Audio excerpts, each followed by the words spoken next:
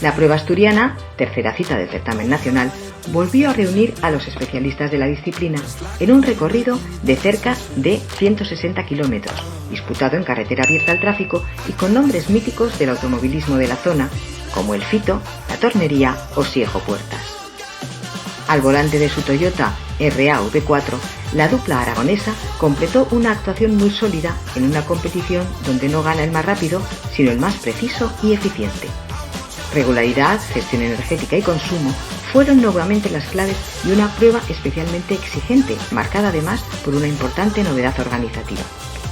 Y es que, en esta edición, prescindió de cargadores propios para los participantes, obligando a los equipos a apoyarse únicamente en la red pública de recarga durante toda la competición.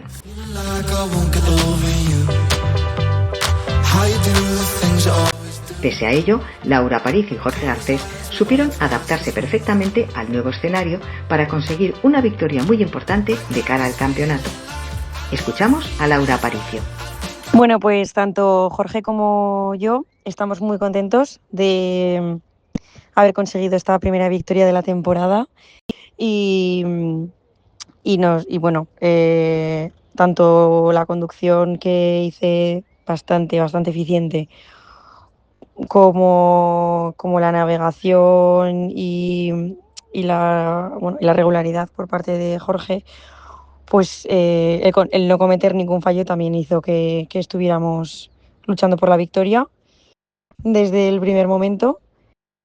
Y nada, ha sido una gran victoria y estamos súper contentos porque ya estamos a 1,5 puntos de los primeros, que son Toni Luján y Carles Asplugas. La verdad que ellos son buenísimos, vienen de correr en eléctricos y de haber ganado muchos campeonatos y tener mucho bagaje a sus espaldas, con lo cual esto pues bueno, nos hace estar muy motivados porque el campeonato se mantiene vivo y nada, ahora nos vamos a por la siguiente, que es en tierra de Canarios, así que a ver qué tal se nos da.